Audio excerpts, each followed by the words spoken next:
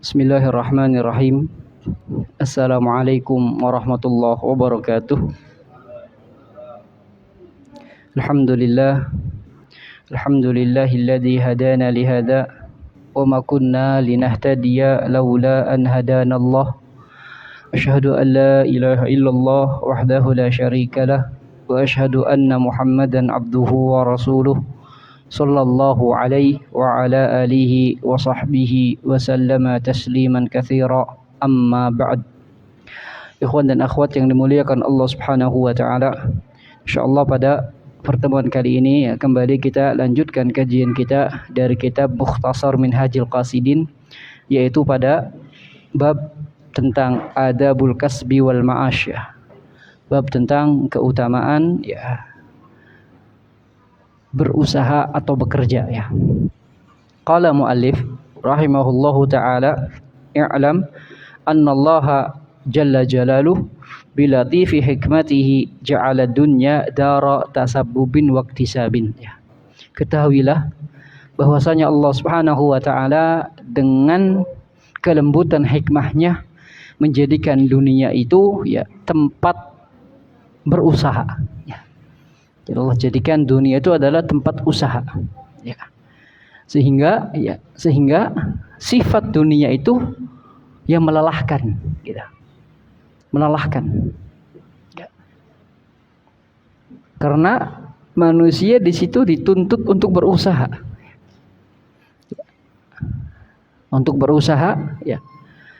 agar berhasil di kehidupan setelahnya, agar selamat pada kehidupan setelahnya. Allah Subhanahu wa taala berfirman, laqad khalaqnal insana fi kabad. Sungguh kami telah ciptakan manusia dalam kelelahan. Maka khuliqal insan,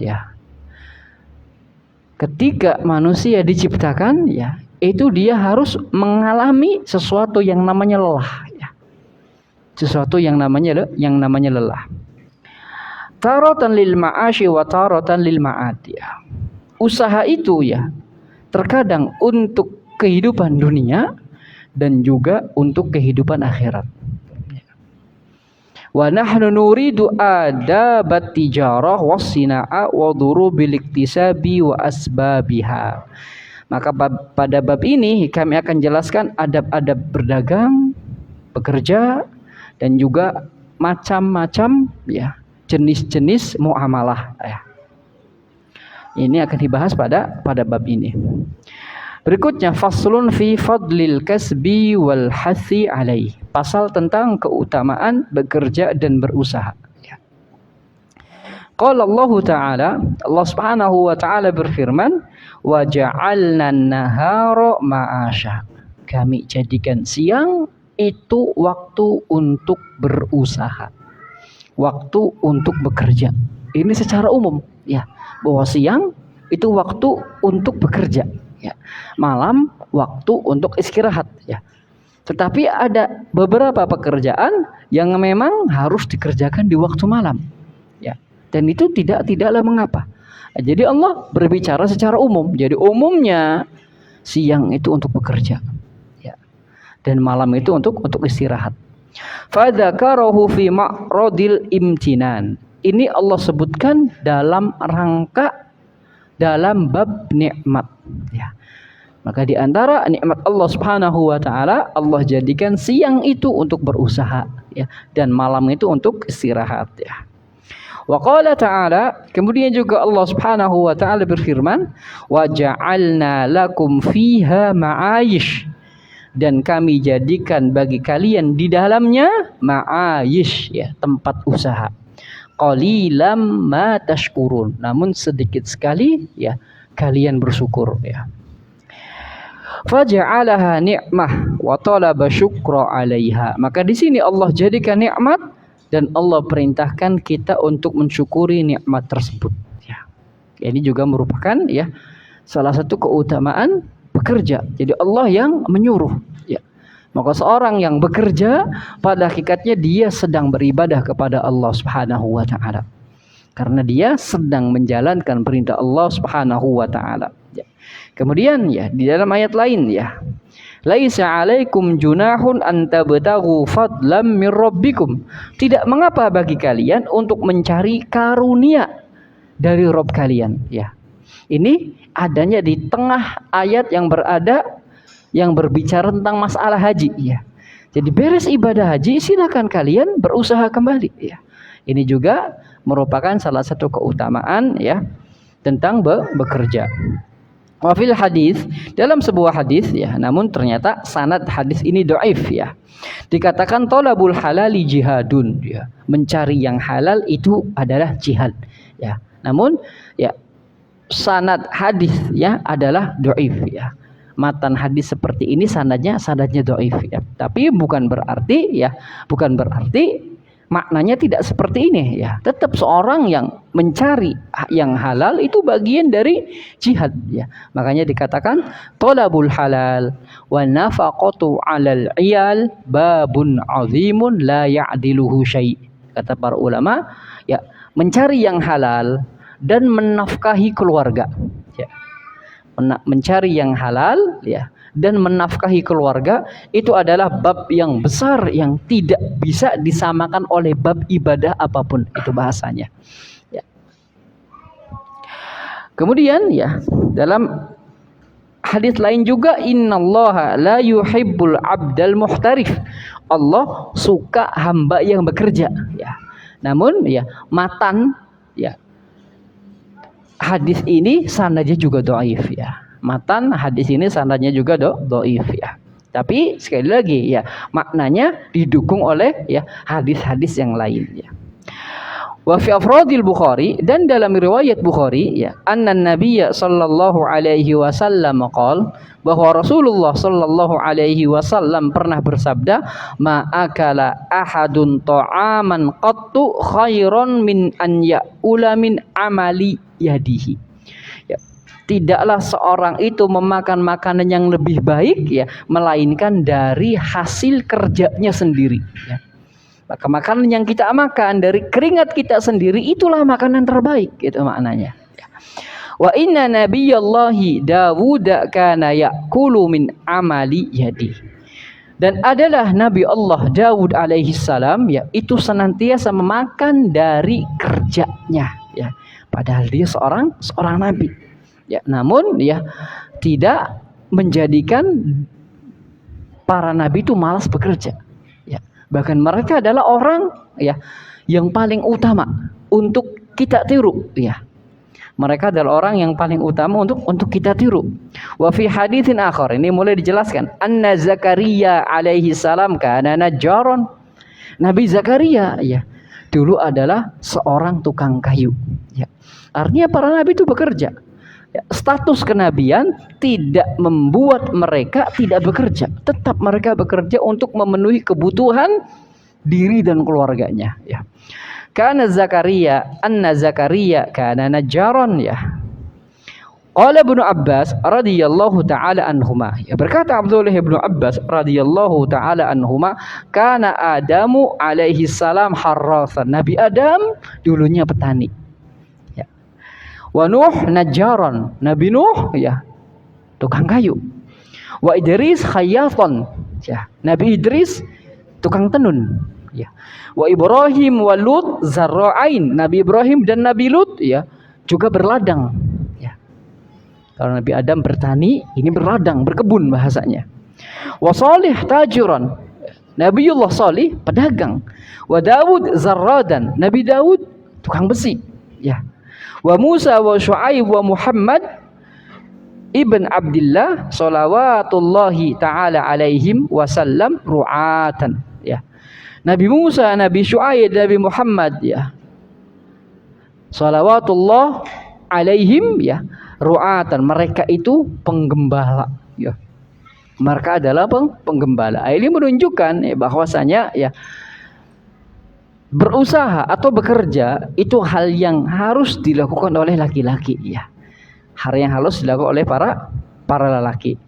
Wa ammal asar, adapun dalam asar faruwiya, diriwayatkan ya. Nah, kalau ada kalimat diriwayatkan ini ya, maka sang penulis belum bisa memastikan apakah ini sahih atau tidak sanadnya. Ya. Anna Luqman al-Hakim qala li ibnihi, diriwayatkan bahwa Luqmanul Hakim ya menasehati anaknya. Ya bunayya ista'in bil kasbil halal ya. Wahai anakku, jadikanlah sesuatu yang halal itu penolongmu. Ya. Jadikanlah sesuatu yang halal itu penolongmu. Fa innahu maftaqara ahadun qattu illa asabahu salatu khisalin. Karena sesungguhnya ya, tidaklah seorang menjadi fakir melainkan akan ditimpa 3 hal ya. Melainkan akan ditimpa 3 hal. Ya. Ini ya harus menjadi motivasi bagi kita semua ya.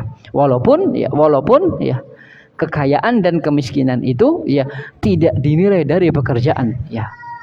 Tetapi paling tidak dengan kita bekerja, dengan kita berusaha ya, kita terbebas dari 3 hal ini, itu bahasanya. Ya, bukan berarti orang yang bekerja itu harus kaya, tidak. Ya.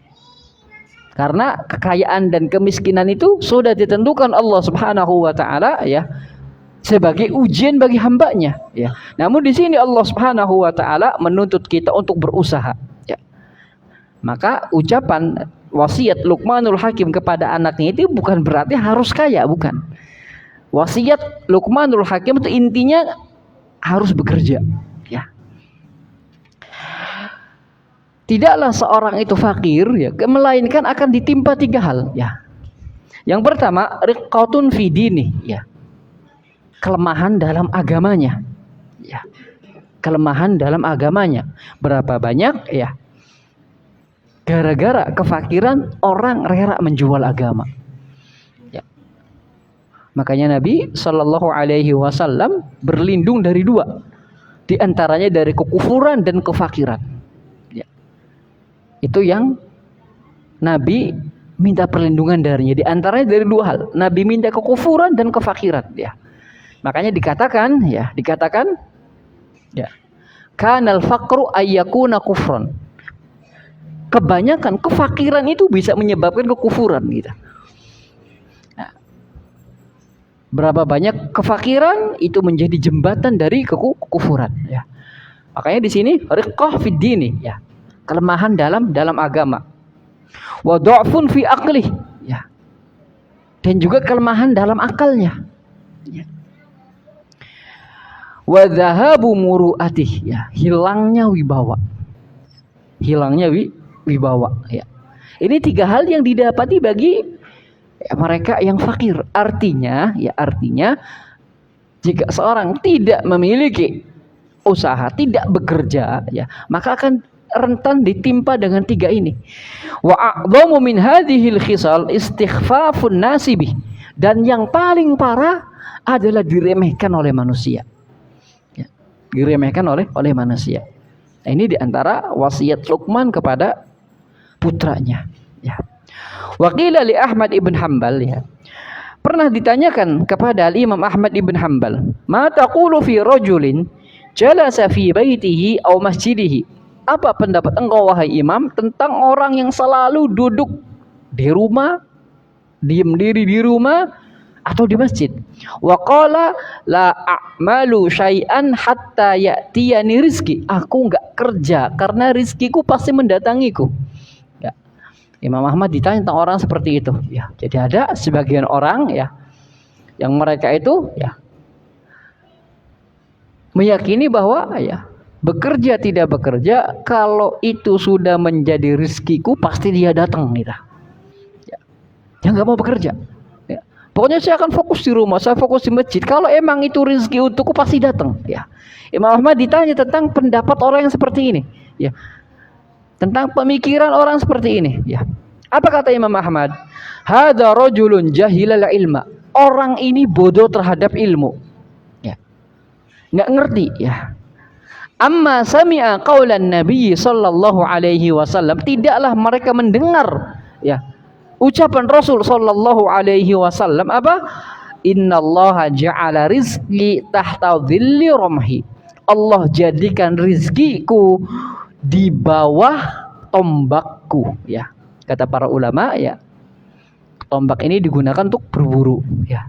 Dengan berburu itu dia menghasilkan apa? Makanan, menghasilkan rizki.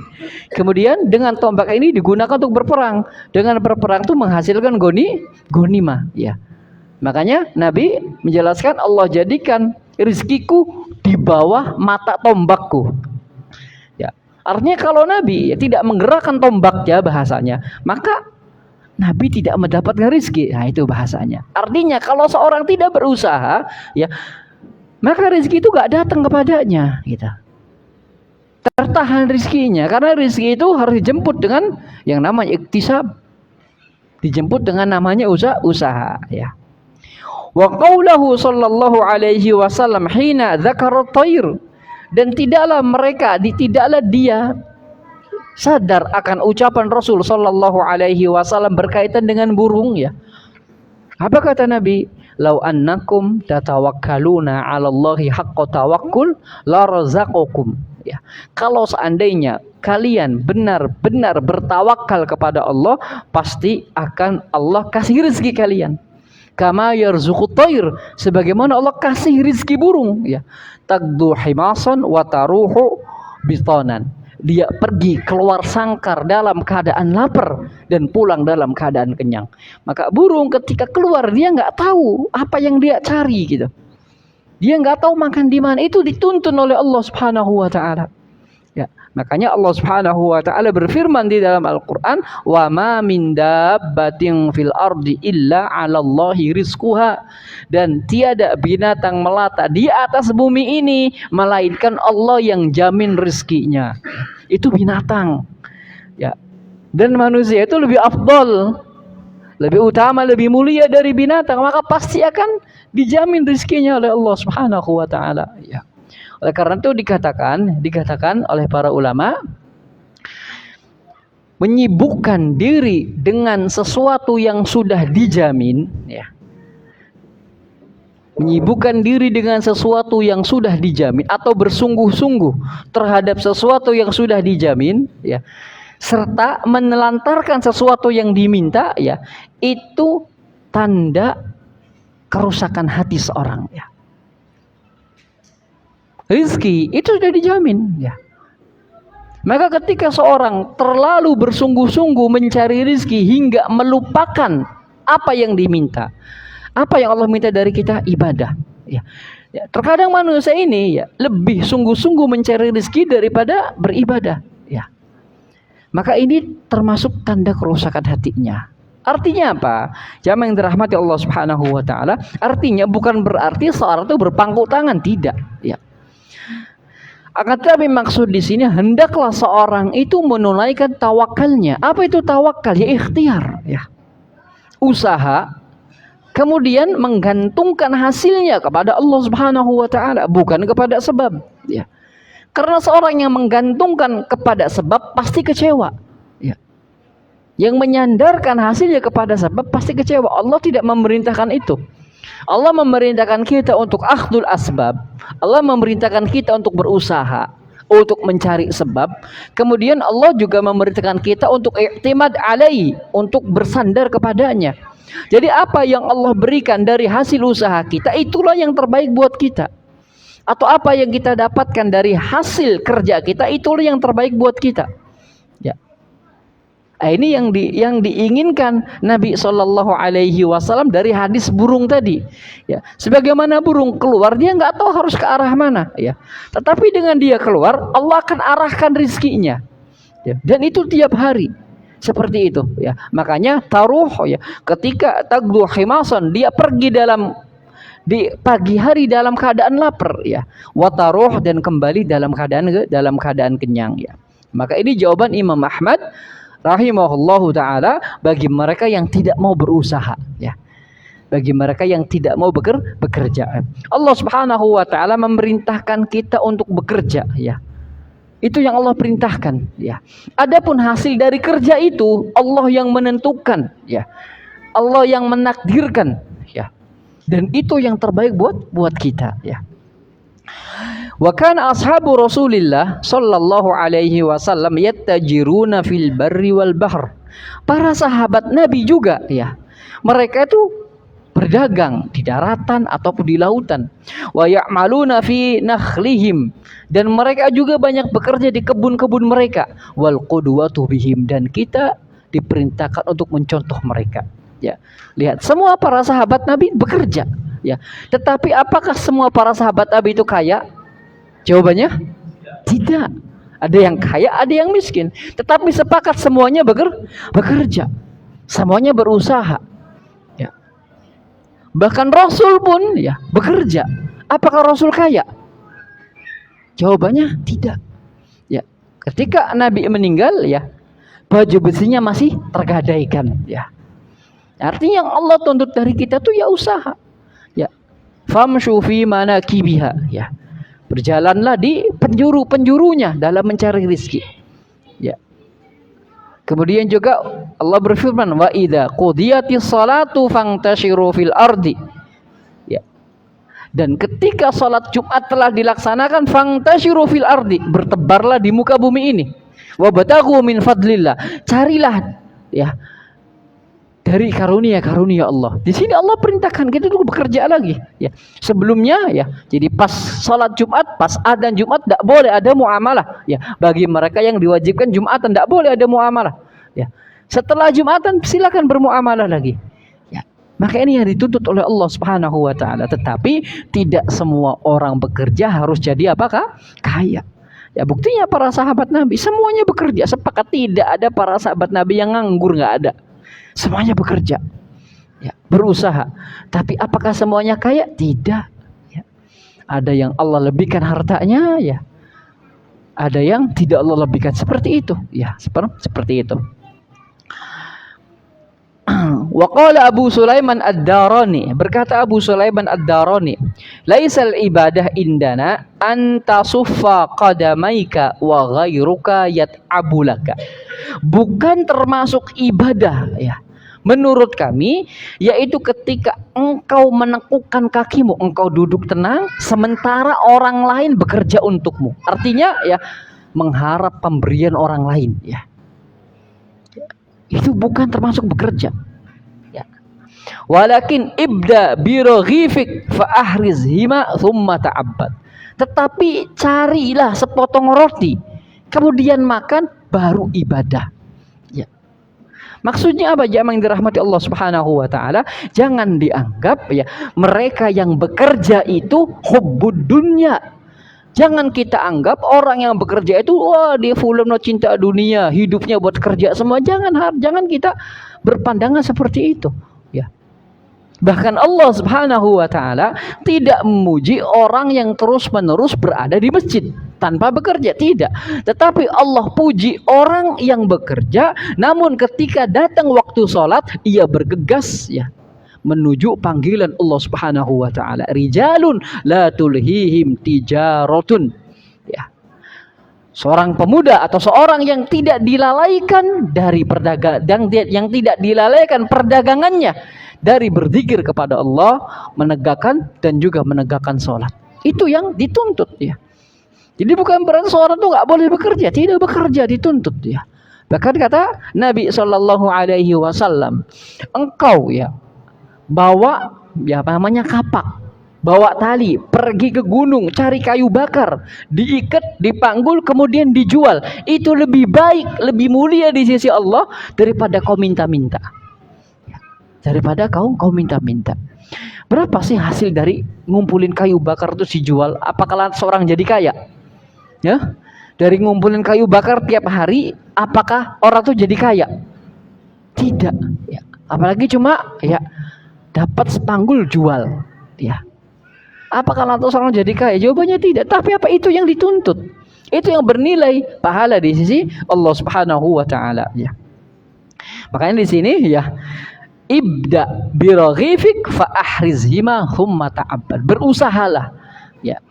Cari sepotong, 2 potong roti, kemudian kamu makan, baru kamu ibadah ya. baru kamu ibadah. Wa in qil, jika ada yang bertanya, faqad qala Abu Darda zawaltu tijarata wal ibadah falam yajtami'a. Kalau ada yang bertanya, ya, lantas bagaimana dengan perkataan Abu Darda, ya, seorang sahabat Nabi? Ya, kata Abu Darda, aku pernah mencoba menggabungkan antara bekerja dan ibadah, semuanya itu nggak bisa bergabung. Ya, artinya kalau aku bekerja pasti lupa ibadah, kalau aku ibadah lupa bekerja. Ini kata Abu Darda. Ya, karena ada orang yang berpendapat seperti ini. Ya, fakhtartul ibadah, akhirnya aku pilih ibadah. Ya, fal jawabu, ya, maka jawabannya, ya, asar dari Abu Darda tadi benar sahih. Abu Darda mengatakan aku, ya, nggak bisa menggabungkan antara ibadah dan bekerja, karena kalau aku bekerja mesti ibadahku kurang gitu. Ya, kalau aku beribadah aku nggak bisa bekerja, makanya saya pilih ibadah. Jawabannya, anna la naqul inna tijarata la turaddu li dzatiha. Jawabannya, yang dimaksud adalah perdagangan yang tidak diinginkan karena jenisnya. Ya, kalau memang, ya, perdagangan itu tujuannya adalah karena jenis perdagangannya, iya nggak bisa digabung gitu. Tapi jika tujuannya alistighna'u anin nas, ya, agar kita tidak menjadi beban orang lain, ya, tujuan bekerja itu agar kita aja nggak jadi beban orang lain. Wa ighna'il ailah, ya, mengenyangkan keluarga, ya, memberi makan keluarga. Wa ifadatil fadli 'alal ikhwan, dan berbagi kepada sesama. Ini tujuan bekerja, ya, ikhwah. Ya, tujuan dari bekerja, yaitu agar kita nggak jadi beban orang lain, agar kita bisa memenuhi hak keluarga, dan agar kita bisa berbagi. Ini tujuan kita bekerja. Makanya ini harus dipenuhi. Ya, kita nggak jadi beban orang lain, ya. Kita memenuhi hak keluarga, ngasih makan, ngasih minum, ngasih tempat tinggal, ngasih pakaian, ya, dan berbagi, ya, kepada sesama. Ini tujuan bekerja. Maka jika tujuan bekerjanya 3, itu pasti bisa beribadah dan bisa bekerja.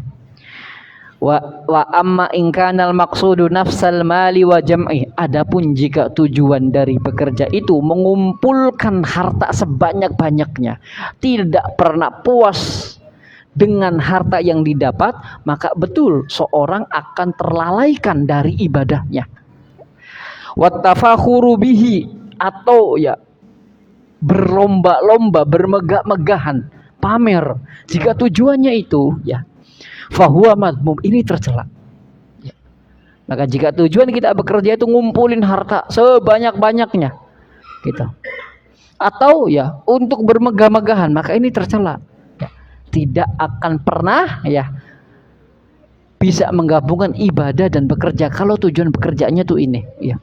Makanya ini yang Allah Subhanahu wa taala jelaskan dalam salah satu ayatnya, wailul likulli humazatil lumazah alladzi jama'a malahu wa addadah yahsabu anna malahu akhladah. Kata Allah, celakalah bagi setiap pencela dan pengumpat. Siapa mereka? Yang mengumpulkan harta dan menghitung-hitungnya. Pagi mau berangkat dihitung uang saya sekian, sorenya dihitung lagi terus, ya. Yahsabu anna malahu akhlada. Ia sangka, ia kira harta itu akan membuatnya kekal. Ini yang tercela, ya. Ini yang tercela. Maka yang tidak tercela itu bekerja yang dibarengi qanaah, ya. Berusaha yang dibarengi qanaah.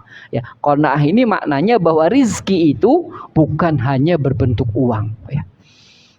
Tetapi ketika kita diberi kesempatan untuk bisa sholat duha di tengah-tengah orang bekerja, itu merupakan nikmat, itu merupakan rezeki. Kita bisa mengerjakan sholat di sela-sela pekerjaan kita, itu rezeki. Itulah makna qanaah. Jadi memaknai, ya, rezeki itu bukan berupa apa? Rupiah saja, ya. Makanya dengan itu dia akan menerima. Karena ketika Allah kurangi rupiahnya, ya, Allah buka keran rezeki akhiratnya. Ya, ini yang harus kita pahami. Ini yang harus kita pahami. Ya. Maka dengan ini ya, tidak ada satupun yang buruk sangka kepada Allah Subhanahu wa taala. Ya, tidak ada satupun yang buruk sangka kepada Allah Subhanahu wa taala ya. Wal yakun ya, aqdul ladhi bihi al-iktisabu jami'an li umurin arba'atin. Ini kita berbicara tentang hal-hal yang harus ada dalam muamalah ya, hal-hal yang harus ada dalam muamalah ya. Jadi ya, agar muamalah itu menjadi muamalah yang halal bahasanya, maka harus ada 4 rukun ya. Jangan kita bahas insyaallah. Yang pertama adalah as-sihhah, keabsahan akad ya. Jadi kita pastikan akadnya itu sahih secara syariat ya. Yang kedua al-adlu, ada unsur keadilan ya. Nah, keadilan ini lawan apa? Kezoliman. Maka tidak boleh ada kezoliman dalam muamalah kita. Kemudian ada unsur ihsan, kebaikan ya. Ya, nanti akan bahas apa itu ihsan ya. Yang keempat, asyafaqah 'alad din, ada unsur agama ya. Jadi dalam muamalah itu yang kita cari bukan hanya apa? Dunia, tapi kita juga bisa cari pahala dari muamalah tersebut. Itulah 4 hal yang harus ada pada sebuah muamalah. Yang pertama, pastikan apa? Keabsahan akadnya ya. Yang kedua, adanya unsur keadilan. Yang ketiga, adanya unsur ihsan, kebaikan. Yang keempat ya, adanya unsur awal. Adapun yang pertama, apa yang pertama? Orang yang berakad. Fayambaghi litajir alla yu'amilal majnun ya. Yang pertama ya, hendaklah at-tajir tidak bermuamalah dengan orang majnun ya. Artinya apa ya? Muamalah dari orang gila itu tidak sah. Kenapa? Li'annahu ghairu mukallafin. Karena dia itu orang yang tidak terkena taklif ya.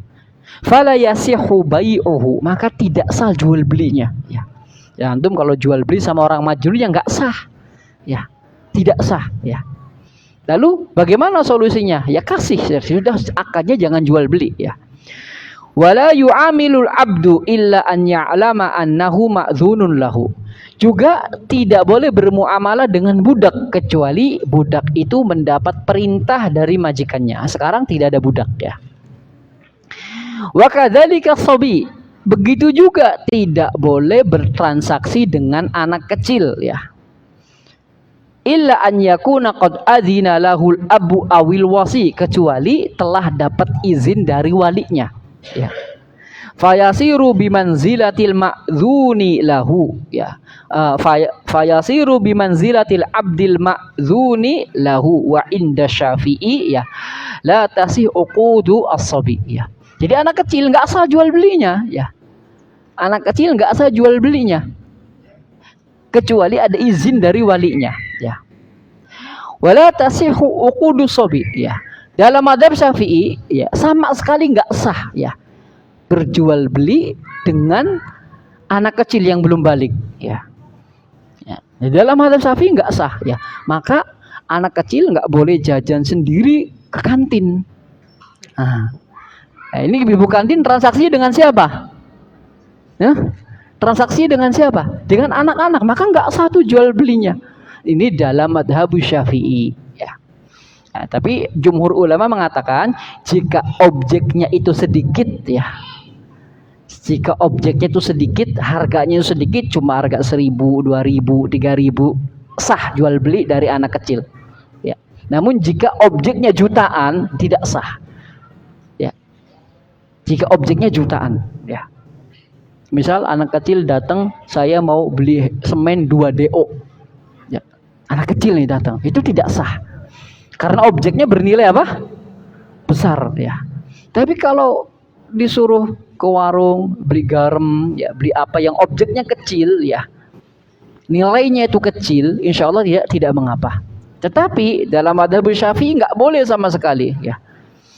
Jadi kalau ya mau jajan ke kantin ya ditemani walinya gitu. Ini dalam mazhab Syafi'i. Kenapa? Untuk menjaga ya, untuk menjaga agar tidak terjadi kedzaliman. Ya, sekali lagi, tetapi ya menurut jumhur ulama ya boleh ya transaksi anak kecil itu sah apabila nilainya apa? Nilainya kecil ya. Apa di sini kantin nilainya berapa? Berapa? Kecil ya, insya Allah ya. Ya kecil tidak apa-apa. Kecuali kalau kantin sini jualannya emas ya boleh. Ya. Jadi kalau memang nilainya kecil, insya Allah tidak mengapa. Walaupun pelaku transaksinya siapa? Anak-anak ya. Kalaupun pelaku transaksinya anak-anak. Tapi kalau orang majnun sama sekali nggak diperbolehkan. Mau itu nilainya kecil, apalagi besar tidak diperbolehkan bermuamalah dengan orang majnun ya.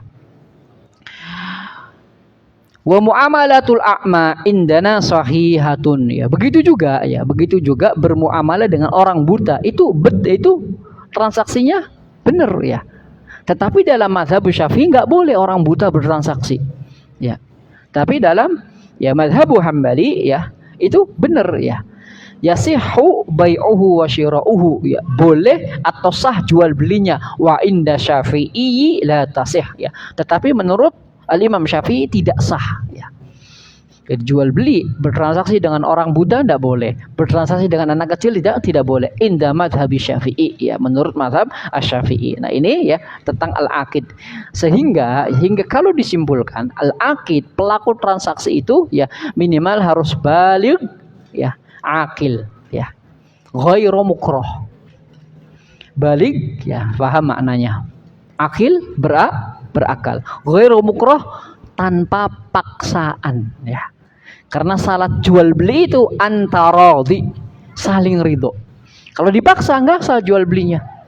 Ya. Makanya ibu kantin enggak boleh maksa anak-anak suruh beli, apalagi nakut-nakutin ya.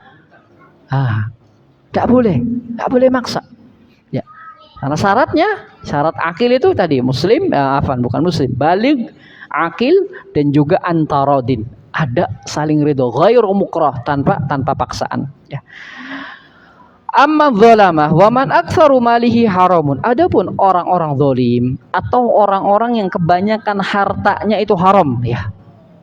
Fala yambagi an yu'amal ya, tidak boleh bermuamalah dengannya illa fi syai'in yu'raf anna ainahu halal, kecuali sesuatu yang dikenal bahwa itu sesuatu yang halal ya.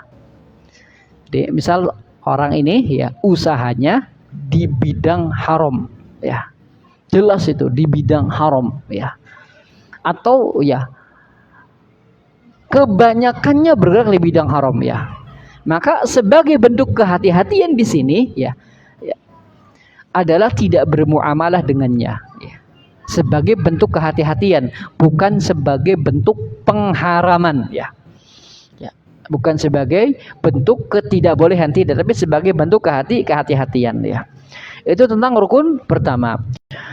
Wa amma as-tsani, adapun rukun yang kedua apa? Rukun yang kedua objek ya, objek yang diperjualbelikannya. Fal al-ma'qudu alaihi wa huwa al-malul maqsudu naqluhu ya. Adalah barang yang dibolehkan secara syariat. Ya.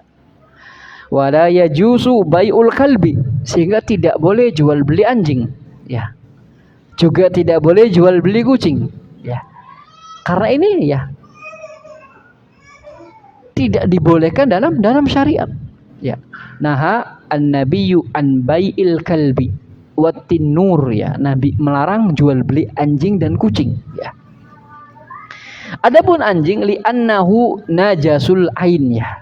Anjing itu karena najis. Yang najis apanya? Tai beliurnya ya. Dan itu nggak bisa dihindari ya. Tidak bisa dihindari. Fa ammal baghlu wal himaru fayajuzu bai'uhuma. Adapun al baghl ya.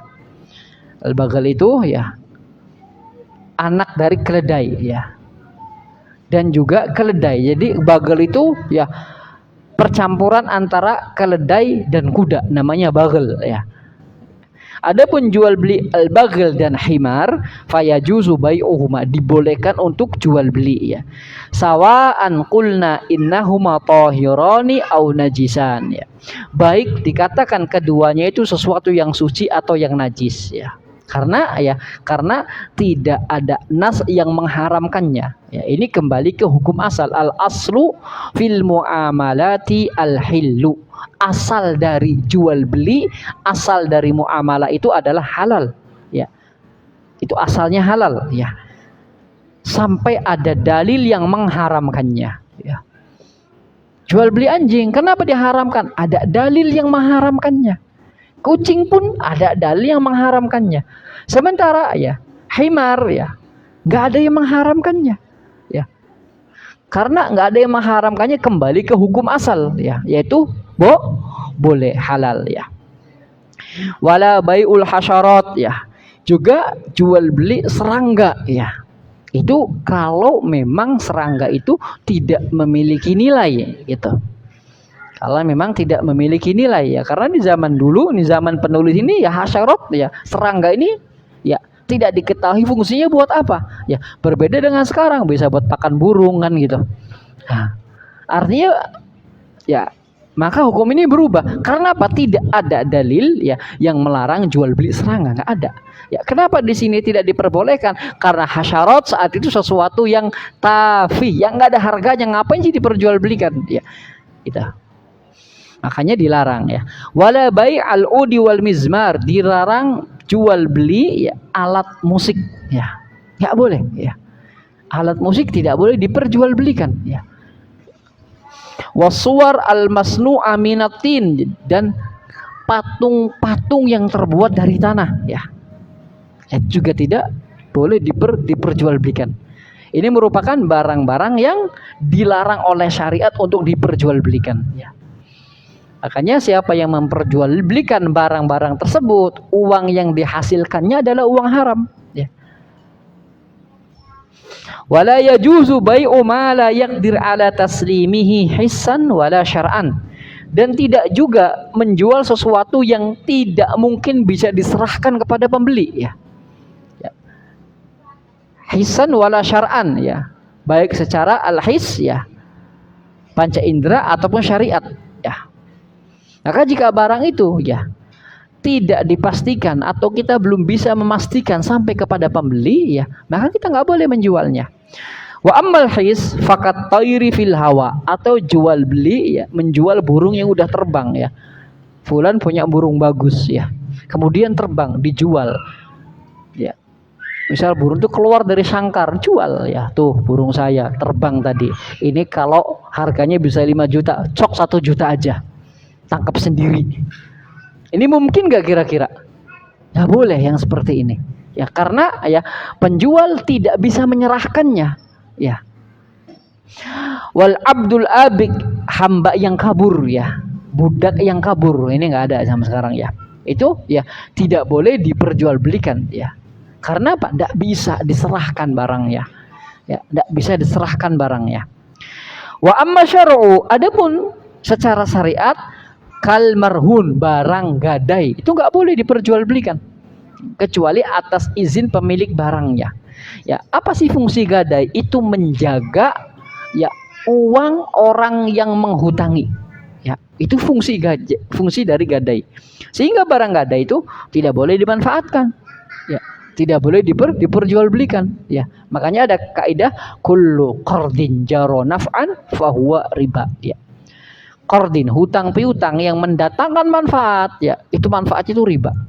Ya, jika manfaatnya kembali kepada penghutang atau orang yang menghutangi, Afan. Jika manfaatnya kembali kepada orang yang menghutangi, itu riba. Kal marhun, sebagaimana barang gadai, ya. Barang gadai, ya, itu jika dimanfaatkan oleh orang yang menghutangi, maka dia terjerumus dalam riba karena mengambil manfaat dari akad hutang piutang tadi. Makanya barang gadai itu nggak boleh dimanfaatkan ya. Antum gadai motornya itu nggak boleh antum kendarai, gitu. Kecuali binatang ternak. Ya, kalau binatang ternak boleh dimanfaatkan selama engkau mengurusnya, engkau kasih makan, gitu.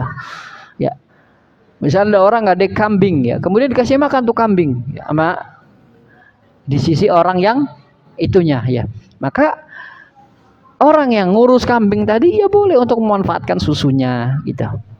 Tetapi kalau selain binatang ternak maka nggak boleh dimanfaatkan. Ya, nggak boleh dimanfaatkan karena fungsi dari barang gadai ini ya menjaga uang agar tidak hilang begitu saja. Ya, menjaga uang agar tidak hilang begitu saja. Maka almarhun barang gadai nggak boleh diperjualbelikan. Ya, kecuali kalau hutang sudah jatuh tempo. Ya, misal 2 bulan. Ya, udah jatuh tempo. Ya, kemudian ya adain orang yang al-madin, orang yang berhutang ini belum bisa bayar ya, maka baru barang itu dijual ya. Barang itu dijual, kemudian ya adain orang yang menghutangi ya ngambil sejumlah hutangnya saja ya, lebihnya dibalikin kepada madin ya. Misal dia hutang 1 juta misalnya, barang gadainya motor ya, barang gadainya motor udah jatuh tempo ya, belum bisa bayar ya, maka motornya dijual ya. Misal motor laku 5 juta, maka adain orang yang menghutanginya hanya berhak menerima berapa? 1 juta. Yang 4 jutanya itu milik madin, milik orang yang berhutang. Itu fungsi gadai ya. Bukan ketika nggak bisa bayar hangus barangnya, tidak, nggak seperti itu Islam. Jadi fungsi gadai itu menjaga ya agar uang itu tidak hilang. Makanya ya gadai tidak boleh diperjualbelikan ya, barang gadai nggak boleh diperjualbelikan. Berikutnya wabaiul dunal waladis saghir, menjual budak wanita tanpa anaknya ya. Nah, ini juga tidak kita bahas ya. Fahadza mamnu'un taslimuhu syar'an, maka ini dilarang ya. Ini tercegah dalam serah terimanya secara syariat. Nah, ini tentang rukun kedua, tentang objeknya. Yang pertama berarti objeknya itu harus barang yang dibolehkan oleh syariat. Itu yang pertama, barangnya itu disahkan oleh syariat ya. Kalau barang-barangnya dilarang oleh syariat maka nggak boleh diperjualbelikan ya. Kemudian yang kedua ya, kesimpulannya barang tersebut bisa diserah terimakan ya. Barang tersebut bisa diserah terimakan, mungkin untuk diserah terimakan ya. Nah, kalau barangnya ini ya tidak bisa diserah terimakan maka tidak boleh diperjualbelikan ya. Berikutnya ya ar-ruknu tsalits ya, yaitu al-lafadz wa huwa al-ijab wal qabul. Fa in taqaddama al-qabulu al-ijab lam yasih fi ihda riwayataini. Kalau ucapan qabul mendahului ijab ya. Ijab itu ucapan penjual, saya jual ya. Itu namanya ijab. Qabul itu ucapan pembeli, saya beli. Maka kalau qabul mendahului ijab itu tidak sah jual belinya dalam salah satu riwayat. Jadi ada 2 riwayat dari Imam Ahmad ya tentang qabul yang mendahului ijab. Jadi belum apa-apa saya beli ini ya gitu. Penjualnya belum ngomong saya jual, tapi kita sudah ngomong saya beli ini. Nah, permasalahan ini ada 2 riwayat ya dari Imam Ahmad. Pertama mengatakan tidak sah jual belinya karena di mana-mana qabul itu datangnya setelah apa? Ijab. Begitu juga dalam pernikahan, walinya belum ngomong saya nikahkan, pengantin udah ngomong saya terima, sah tidak? Tidak sah karena qabul mendahului ijab ya. Karena qabul mendahului ijab. Wa yasihhu fil ukhra. Namun dalam riwayat lain dari Imam Ahmad juga jual belinya sah ya. Nanti akan dibahas ya. Sawa'an kana bilafdil madi au bilafdit talab. Ya, baik itu dengan lafaz madi atau lafaz perintah ya. Fa in tabaya'a bil mu'ata fa dhahiru kalami Ahmad sihhatul bai' ya. Jika jual beli tadi dengan langsung serah terima, tidak ada lafaz ya. Seperti sekarang itu kalau kita masuk ya swalayan ya, kita ambil barang dulu baru bayarnya di mana? Ah, itu kira-kira pas kita ambil barang tuh ada ijab kabul apa enggak? Enggak ada. Nah, ini yang dimaksud. Fa in tabaya'a bil mu'ata ya. Kalau jual beli itu enggak ada ijab kabulnya, diganti langsung ya nanti saja di kasir bahasanya. Fa dhahiru kalami Ahmad sihhatul bai'. Maka yang nampak dari pendapat Imam Ahmad itu sah jual belinya. Ya, sah jual belinya.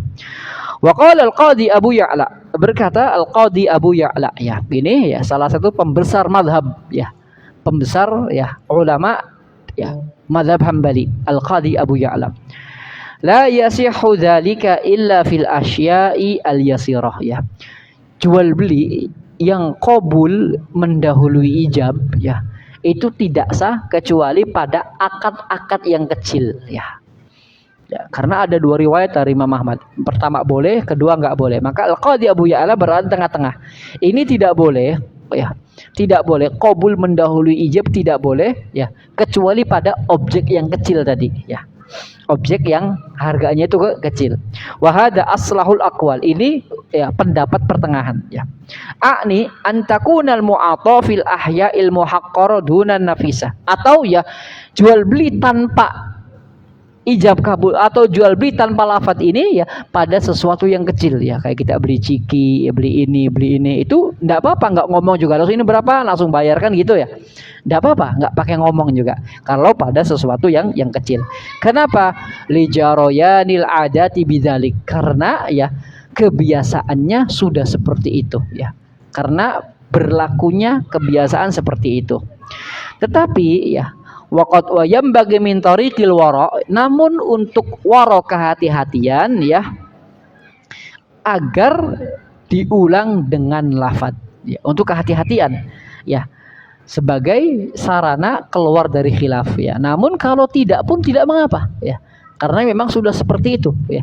Intinya itu sebagai pengganti dari lafaz, sebagai pengganti dari lafaz. Berikutnya, ya, waqad syaddadallahu ta'ala fi amri riba, ya. Ini yang harus diperhatikan, ya, bahwa Allah telah berlaku keras pada urusan riba. Ini yang diharuskan dalam muamalah, bahwa Allah, ya, berlaku keras, ya, dalam urusan riba. Ini harus dihindari.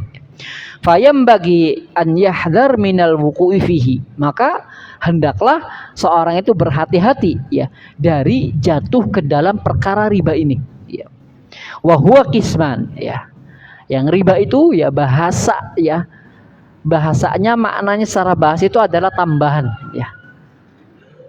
Itu secara bahasa namanya tambahan. Dan riba itu wa huwa qisman, ada dua.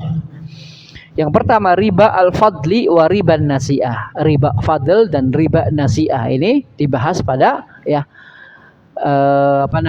fikih jual beli, ya. Riba fadl dan riba nasi'ah. Riba fadl itu adanya tambahan harta. Karena Nabi Shallallahu alaihi wasallam telah memetakan, ya, barang-barang yang berpotensi riba, ya. Seperti emas, perak, ya. Kemudian gandum, kemudian garam, ya.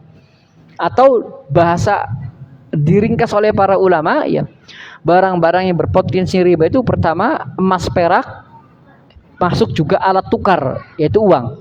Terus yang kedua bahan makanan pokok, ya. Itu masuk barang-barang yang berpotensi riba, ya. Maka jika emas dengan emas, ya, di emas tukar dengan emas, ya, maka nggak boleh satunya lebih, gitu. Nggak boleh ini 1 gram ditukar dengan emas 2 gram, nggak boleh, ya. Karena ini ada riba fadl, ya. Atau, ya, satunya kontan, satunya tidak kontan juga tidak boleh. Ini adalah nasiah, ya. Ini barang-barang yang satu jenis dan satu illah, ya. Jadi yang harus dipahami ada jenis emas, perak, ya, beras, gandum, kurma, itu jenis, ya. Yang kedua illah, alasan, ya. Emas dan perak ilahnya itu alat tukar, ya. Kalau, ya, kayak gandum, kurma itu ilahnya makanan pokok, ya. Maka jika barang itu satu jenis satu ilah, ya, kayak emas dan emas itu satu jenis satu ilah, ya, syaratnya 2, ya, agar tidak terjadi riba. Yang pertama harus sama barangnya, ini 1 gram, ya, ini 1 gram, gitu. Yang kedua harus kontan, ya. Tidak boleh ada yang ditunda. Kalau ada kelebihan, ini 1 gram, ini 2 gram, maka disebut riba fadl, ya. Kalau sama-sama 1 gram, 1 gram, tapi yang ini nggak kontan, ya, maka itu masuk riba nasi'ah. Jadi jika barang itu satu jenis dan satu illah, maka syaratnya 2, agar tidak ada riba fadl dan riba nasi'ah.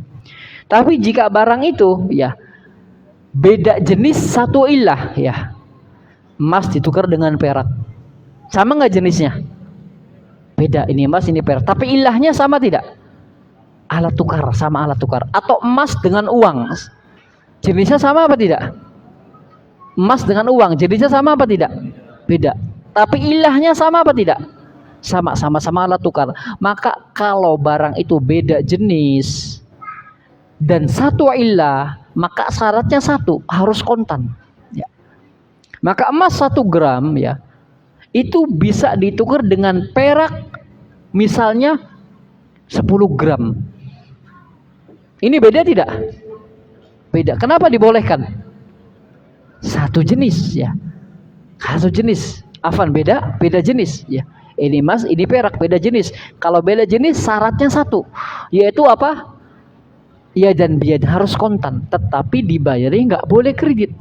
Ya. Begitu juga emas dengan uang. Ini boleh, ya. Tidak sama. Ini 1 gram ditukar dengan uang 2 juta misalnya. Ya, tetapi harus kontan, ya. Agar tidak terjadi riba nasi'ah. Ya. Adapun beda jenis, beda ilah, maka tidak ada riba. Kayak uang dengan beras, nggak ada riba. Ya. Uang dengan kurma, nggak ada riba. Emas ditukar dengan kurma, nggak ada riba. Karena barangnya beda jenis dan beda apa? Beda ilah. Ya. Kalau beras dengan kurma, ini apa nih? Kategorinya apa? Beras dengan kurma. Beda jenis satu ilah, maka syaratnya kontan. Boleh berasnya 10 kilo ya, kurmanya 50 kilo boleh, tetapi syaratnya harus kontan. Nah, ini tentang riba fadl dan riba nasi'ah ya.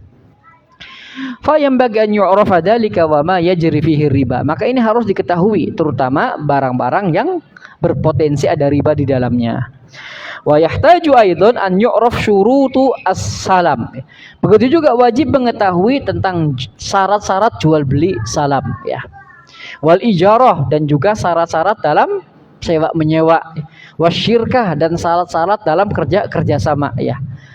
Ini harus dipahami semua. Kenapa? Fa innal makasiba la tanfaqu an hadhil uqudil madhkurah. Karena ya usaha itu enggak lepas dari akad-akad tadi ya. Bisa melewati akad salam, bisa sewa menyewa, ya bisa bekerja sama ya. Itu enggak akan lepas dari itu. Makanya harus dipahami ya tentang apa itu jual beli salam, apa itu ya tentang asyirkah ya. Mitra bisnis, mitra kerja itu harus dipahami semua ya, agar tidak terjatuh ya ke dalam kesalahan di dalamnya. Jamaah yang dirahmati Allah Subhanahu wa taala, ini tentang ya pilar pertama, yaitu ya, tentang apa tadi? Keabsahan akad ya, keabsahan akad. Insyaallah kita akan lanjutkan pada pertemuan yang akan datang. Sampai sini barangkali yang ditanyakan, tafadhol.